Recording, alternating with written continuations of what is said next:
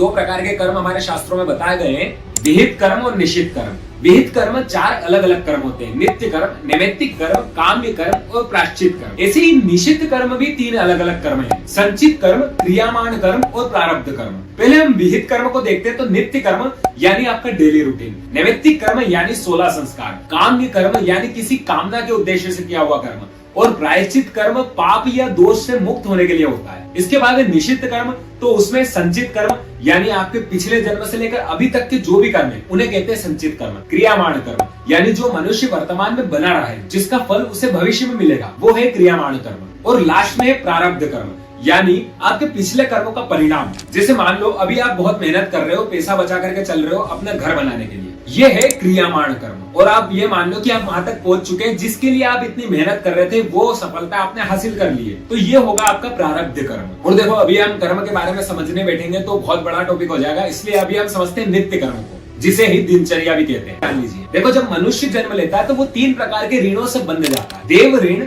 ऋषि ऋण और पितृ ऋण। हम जो जन्म लेते ही परमात्मा के दिए हुए संसाधनों का जो हम उपयोग कर रहे हैं, जैसे जल, वायु, पृथ्वी, आकाश, सूर्य, भोजन और भी जितने भी है, ये सभी चीजें का हम लाभ उठा पा रहे हैं, यही है देव ऋण। और ये ऋण हम परमात्मा की भक्ति करके, जाप करके चुका सकते हैं। दूसरा होता है ऋषि ऋण। तो ऋषियों के बार बार प्रयासों से आज हमारे पास में धर्म शास्त्रों का ज्ञान है, वेदों का ज्ञान है, इसका हम कहीं ना कहीं उपयोग करते रहते हैं, तो आप ऋषियों के भी ऋणी कहलाए। ये ऋण आप संत, गुरु, इन सभी का आदर सम्मान करके धर्म के मार्ग पर चल के और धर्म का प्रचार करके उतार सकते। और अंत में आता है पितृ ऋण, जो हमारे पितरों की ओर से मिली हुई संस्कृति, सभ्यता, धन, ऐश्वर्य, सम्मान, ये सब जो चीजें हैं ये होती है पितृ ऋण, जो आप श्राद्ध कर्म, यज्ञ, कुल वृद्धि, ये सब कार्य करके उतार सकते हैं। और ये सब चीजें होती कैसे, इन्हीं सबके लिए बना है साधनाचर्या। तो चलते हैं हम एपिसोड 1 की एंडिंग पर, जहां पर हमने आपको स्नान तक की प्रोसेस बताई थी। तो आपके स्नान के बाद में आपको स्वच्छ वस्त्र पहनना है, pant, shirt, jeans, lower T shirt, ये जो आप फॉर्मल कपड़े पहनते हैं ये आपको नहीं पहनना है, आपको पहनना है धोती। क्योंकि अगर आपने धोती नहीं पहनी ना तो आपके कर्म को संपूर्ण नहीं माना जाएगा। धोती का धर्म के अलावा वैज्ञानिक कारण भी है।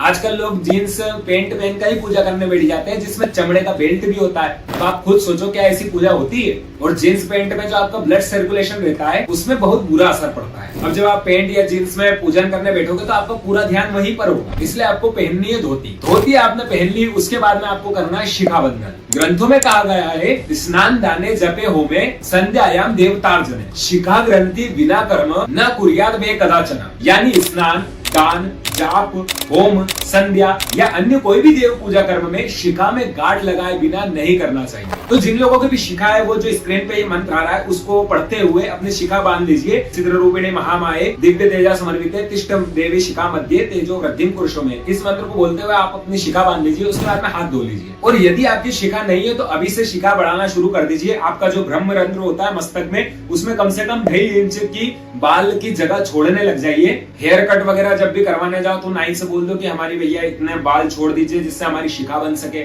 सनातन धर्म में पौराणिक काल में शिखा को काटने के बदले में मृत्यु तक को स्वीकार कर लिया है, इतना बड़ा महत्व है शिखा का। अब जब आपकी शिखा बंधन हो गई है तो आपको करना है तिलक धारण। तिलक में ही बहुत प्रकार होते हैं, पर मुख्य रूप से 3 तरह के तिलक प्रसिद्ध है, वैष्णव तिलक, शैव तिलक और ब्रह्म तिलक। वैष्णव तिलक वो लोग लगाते हैं जो भगवान विष्णु के अनुयायी होते हैं, या फिर भगवान विष्णु जी के जो अवतार है श्री राम, श्री कृष्ण, उनकी पूजन करने वाले वैष्णव तिलक लगाते हैं। शैव तिलक जो लोग भगवान शिव और माँ दुर्गा की उपासक होते हैं वो शैव तिलक या त्रिपुण लगाते हैं। और ब्रह्म तिलक जो आमतौर पर मंदिर के पुजारी और महात्मा लगाते हैं। अब आप लोग देख लीजिए कि आपको कौन सा तिलक लगाना है, पर तिलक लगाइए जरूर, क्योंकि ब्रह्म वैवर्त पुराण में कहा गया है तत्सर्वम निष्फलम याति ललाटे तिलकम बिना, यानी तिलक करे बिना सारे कर्म निष्फल होते हैं। अब तिलक लगाना कैसे ये समझ लेते हैं। देखो अगर आप चंदन का तिलक लगाते हैं तो 12 जगहों का नियम बताया गया है, जो स्क्रीन पे आपको दिख रहा होगा। हर एक स्थान का एक अलग मंत्र है, तो ये मंत्र बोलते हुए आपको हर एक स्थान पर तिलक लगाना है। अब चाहे तो वीडियो को पॉज करके आराम से समझ लीजिएगा। और यदि आप भस्म धारण करते हो तो ललाट पर, गले पर, अपनी दोनों भुजाओं पर, कोहनी पर, छाती पर और पेट पर यहाँ आपको भस्म लगानी है इस मंत्र को बोलते हुए। रायुखम जब लगने ललाटे यानी ललाट पर,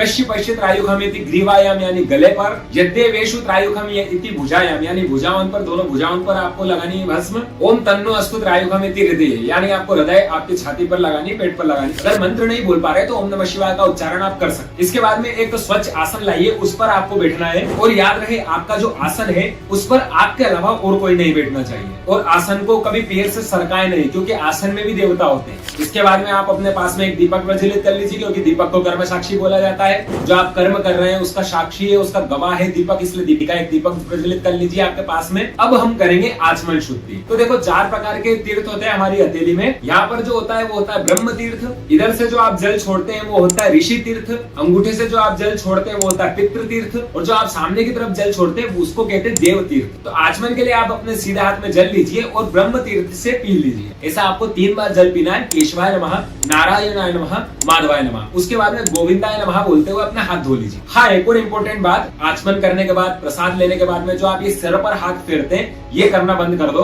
क्योंकि अभी थोड़ी देर पहले ही हम शिखा की पूजन करके आए हैं। जो आपका ब्रह्म रंध्र है वहां पर देवता निवास करते हैं और आप झूठे हाथ फेर लेते हैं, ऐसा करना बंद कर दीजिए। इसके बाद में आता है सूर्य अर्घ। गायत्री मंत्र बोलते हुए आपको सूर्य देव को अर्घ चढ़ाना है। उनको नियमित अर्घ देने से मनुष्य भी सूर्य के जैसा ही समाज में चमकता रहता है, सारे ग्रहों का प्रकोप टलता है, पितृदोष का निवारण होता है, आंखों की समस्या दूर होती है, आत्मविश्वास बढ़ता है, हृदय रोग की समस्या दूर होती है और धन संपत्ति प्राप्ति के द्वार खुल जाते हैं। सूर्य अर्घ देने के कुछ नियम भी है, वो भी जान लीजिए। देखो, सूर्य देव डिसिप्लिन, अनुशासन के देवता है, तो हर दिन आपको नियमित एक समय बना लीजिए जिस समय आपको सूर्य अर्घ देना है। अगर गलती से उस समय पर आप जल अर्पित नहीं कर पाते हैं तो फिर प्रायश्चित के रूप में 1 लोटा जल और चढ़ा दीजिए। पर 7:30 AM के बाद में आपको जल नहीं देना है, उसके पहले जल देना है। मंत्र स्क्रीन पर दिख रहा होगा, सभी मंत्रों को हम हमारे ग्रुप में डाल देंगे, आप जाकर के ज्वाइन हो जाना, लिंक डिस्क्रिप्शन में। अब आती है पूजन। तो देखो, वैसे तो बहुत प्रकार की पूजन होती है, पर मैं आपको 16 स्टेप बता रहा हूँ जो बेसिक है, जिसे हम षोडशोपचार पूजन भी कहते हैं। इन सभी के 16 मंत्र अलग अलग है। स्क्रीन पर मैं आपको आसान मंत्र बताऊंगा जो साथ साथ में चलते रहेंगे, आप पॉज करके पढ़ लेंगे। तो नंबर 1 पर आता है ध्यान, यानी किसी पर्टिकुलर देवता का हम ध्यान कर उन्हें बुलाते हैं, उनका स्वागत करते हैं ताकि हम उनकी पूजन कर सके। नंबर 2 पर आता है आसन, जिसमें भगवान के बैठने के लिए हम सीट ऑफर करते हैं। 3rd है पाद्यम, यानी भगवान के चरण धोने के लिए हम एक आचमनी जल समर्पित करते हैं। फिर है अर्घ्यम, अब हम एक आचमनी जल और चढ़ाते हैं उनके अर्घ के लिए। नंबर 5 पर है आचमन, यानी आचमन के लिए हम जल चढ़ाते हैं। नंबर 6 पर है स्नान, उनके स्नान के लिए हम उन्हें जल चढ़ाते हैं। दूध, दही, घी, शहद, शक्कर, पंचामृत, इन सभी से हम उनका स्नान कराते हैं, जिसे पंचोपचार पूजन भी कहते हैं। नंबर 7 पर है वस्त्र, यानी भगवान को वस्त्र पहनाना। नंबर 8 पर है यज्ञोपवीत, यानी भगवान को यज्ञोपवीत जनेऊ धारण करवाना। जिन्हें यज्ञोपवीत के बारे में नहीं पता उनके लिए हमने एक वीडियो बना करके रखी है, लिंक आपको डिस्क्रिप्शन में मिल जाएगी, चेक जरूर करना। तो नंबर 9 पर है गंधम, यानी भगवान को तिलक लगाना। नंबर 10 पर है पुष्पम, यानी पुष्प चढ़ाना। फिर है धूपम, इसमें हम अगरबत्ती या फिर धूप समर्पित करते हैं। 12 पर आता है दीपम, इसमें हम एक दीपक प्रज्वलित करके उन्हें दिखाते हैं। 13 पर आता है नैवेद्य, जिसमें हम परमात्मा को प्रसाद चढ़ाते हैं। 14 पर है तांबूलम, यानी पान सुपारी चढ़ाना। 15 पर है आरार्तिक्यम, यानी भगवान की विधि अनुसार आरती करते हैं। और लास्ट में नंबर 16 पर आता है नमस्कार, यानी प्रणाम करना। अब एक चीज और जो आपको ध्यान रखना है, पुरुष वर्गों को साष्टांग प्रणाम करना है, पर स्त्रियों को ये करना वर्जित है, उन्हें पंचांग प्रणाम करना है। इसके बाद में जो होगा वो होगा जाप। श्रीमद् भगवत गीता में भगवान श्री कृष्ण कहते हैं, यज्ञानाम जप यज्ञोस्मि, यानी जाप एक यज्ञ है, और वो भी सामान्य यज्ञ नहीं, सभी यज्ञों में सर्वश्रेष्ठ यज्ञ जो है वो है जाप। इसलिए प्रतिदिन कम से कम 1 माला आपको करनी ही है। अब जाप में आपको क्या करना है, तो या तो आप नाम मंत्र का उच्चारण कर लीजिए या महामृत्युंजय जाप आप कर सकते हैं, पर अक्षर शुद्ध होना चाहिए, ये ध्यान रखिएगा। अब सवाल आता है कि क्या हम गायत्री मंत्र जाप कर सकते हैं, तो नहीं। हाँ, अगर यज्ञोपवीत संस्कार आपका हो चुका है तो आप कर सकते हैं, पर यज्ञोपवीत संस्कार नहीं हुआ है, आपको दीक्षा नहीं मिली और आप अगर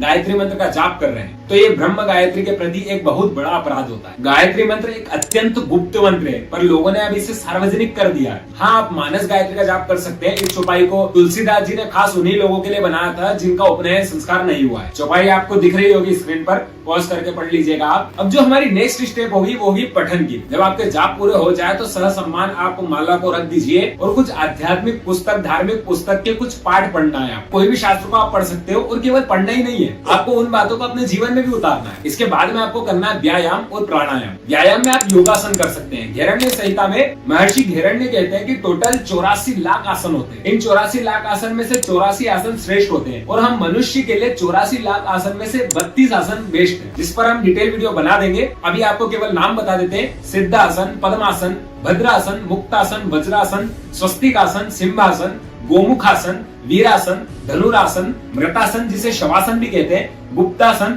मत्स्यासन, मत्स्येंद्रासन, गोरक्षासन, पश्चिमोत्तासन, उल्कटासन, मयूरासन, कुक्कुटासन, कुर्मासन, उत्तान कुर्मासन, मंडूकासन, उत्तान मंडूकासन, वृक्षासन, गरुड़ासन, वृषासन, शलभासन, मकरासन, उष्ट्रासन, भुजंगासन और योगासन। अगर आप आसन कर पाते हैं तो ठीक है, नहीं तो आप 12 बार सूर्य नमस्कार भी कर सकते हैं। फिर आता है प्राणायाम। इसमें आपको सिद्धासन में बैठ जाना, अपने रीढ़ की हड्डी बिल्कुल स्ट्रेट करके अपना राइट हैंड आपको आपके राइट नोज पर रखना है, आंखें बंद करनी है, धीरे धीरे आपको लेफ्ट तरफ से श्वास खींचनी है, फिर कुछ देर के लिए श्वास को रोक के रखनी है, फिर राइट तरफ से आपको श्वास को छोड़नी है। अब राइट से ही आपको श्वास खींचनी है, फिर थोड़ी देर आपको रोक के रखनी है श्वास को अंदर ही, और लेफ्ट से अब आपको छोड़नी है, फिर वापस लेफ्ट से खींचनी है, राइट से छोड़नी है, राइट से खींचनी है, लेफ्ट से। बस ऐसे ही आपको करना है, कम से कम 5 से 10 मिनट आपको करना है। ये होता है प्राणायाम। अंत में आप कुछ ध्यान भी कर सकते हैं। इसमें आप सिद्धासन में ज्ञान मुद्रा बना करके बैठ जाइए, आंखों को बंद करके अपनी नासिका के अग्र भाग पर ध्यान लगाइए और आपको आपकी श्वासों को नोटिस करना है। पूरा ध्यान आपको अपनी श्वास पर रखना है, कैसे श्वास भीतर जा रही है, कैसे बाहर निकल रही है, पूरा आपको नोटिस करना है। इतना आप कर सकते हैं यथाशक्ति, जितनी आपकी कैपेसिटी। 5-10 मिनट का टाइम है तो उतना ही करिए, पर करिएगा जरूर। इतनी क्रिया होती है साधनाचर्या में, और इन सभी में बहुत ज्यादा टाइम नहीं, 40 से 45 मिनट लगेंगे, और 40 से 45 मिनट तो आप अपनी संस्कृति के लिए दे ही सकते हैं। हाँ, जो लोग प्रभातचर्या के बारे में नहीं जानते, लिंक डिस्क्रिप्शन में, प्रभातचर्या को पहले देख लीजिएगा। डिटेल में हमने आपको पूरा समझा रखा है कि कब आपको उठना है, कब क्या करना है, कर दर्शनम वगैरह पूरा डिटेल में समझाया है। तो डिस्क्रिप्शन में लिंक है, आप वो चेकआउट जरूर करना। और अगर आप हमें संपर्क करना चाहते हैं तो हमें ज्वाइन हो सकते हैं आप, लिंक आपको डिस्क्रिप्शन मिल जाएगी। हाँ, जो लोग हनुमान जी के परम भक्त है वो राइट वाली वीडियो जरूर देखना। हम मिलते हैं आपको अगले खास वीडियो में, जब तक के लिए हरे कृष्ण।